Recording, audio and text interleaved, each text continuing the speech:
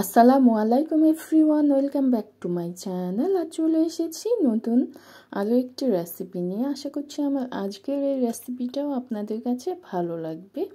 আমি যেভাবে রান্না করি সেভাবে আপনাদের সাথে শেয়ার করি। আজ লাল শাক দিয়ে তেলাপিয়া মাছ রান্না করব।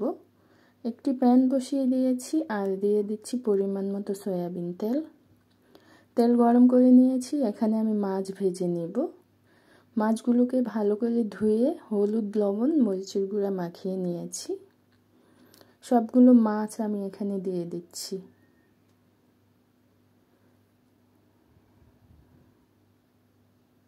মাছগুলো এক সাইড ভেজে নিয়েছি, এরপরে উল্টে দিচ্ছি। ভালোভাবে এক সাইড ভাজতে হবে, তা না হলে ভেঙে যাবে।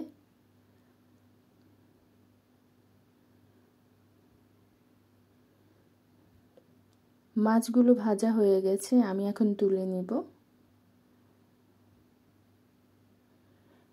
এই মাছ ভাজার তেলে আজকে রান্নাটা করে নিব। পেঁয়াজ কুচি দিয়ে দিচ্ছি। বড় সাইজের দুটো পেঁয়াজ কুচি করে দিয়েছি।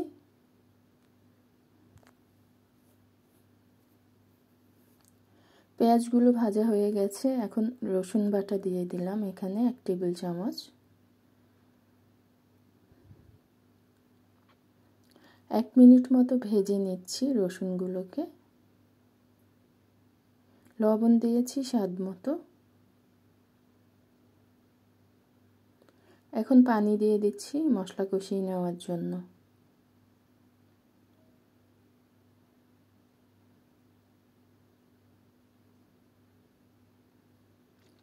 এখন দিয়ে দিচ্ছি মরিচের গুঁড়া 1 টেবিল চামচ। হলুদ গুঁড়ো দিয়েছি হাফ চামচের থেকেও কম। বেশ কিছু কাঁচামরিচ দিয়েছি, ঝালটা একটু বেশি দিচ্ছি। আর শাকের মধ্যে হলুদ দেওয়ার কোনো দরকারই হয় না, তাও সামান্য হলুদ দিয়েছি। ধনিয়া গুঁড়া দিয়েছি হাফ চামচ পরিমাণে। এখন আমি ঢেকে মশলাগুলোকে কষিয়ে নিব। 5 মিনিট আমি মশলাগুলোকে কষিয়ে নিয়েছি। এখন দিয়ে দিব এখানে আমি লাল শাক। 2 আটি পরিমাণে লাল শাক নিয়েছি, ধুয়ে আমি কেটে নিয়েছি। সবগুলো শাক দিয়েছি, এখন ঢেকে দিব যাতে করে শাকটা কমে আসে। 2-3 মিনিট ঢেকে দিয়েছি, দেখুন শাকটা কমে এসেছে, অনেকটাই কমে গেছে। এখন নাড়াচাড়া করতে সুবিধা হবে।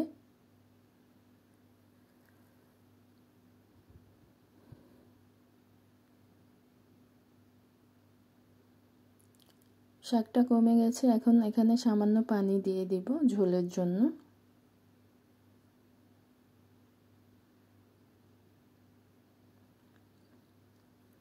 নেড়ে এখানে আমি মাছগুলো দিয়ে দিব।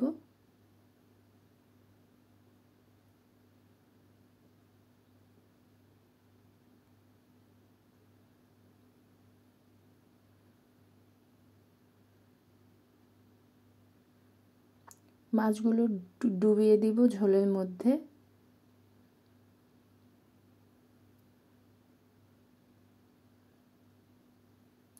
ঢেকে দিব এখন আমি 7-8 মিনিটের জন্য। ফিরে এসেছি আমি 8 মিনিট পরেই। রান্নাটা হয়ে গেছে। বেশ কিছু ধনিয়া পাতা দিয়ে দিলাম।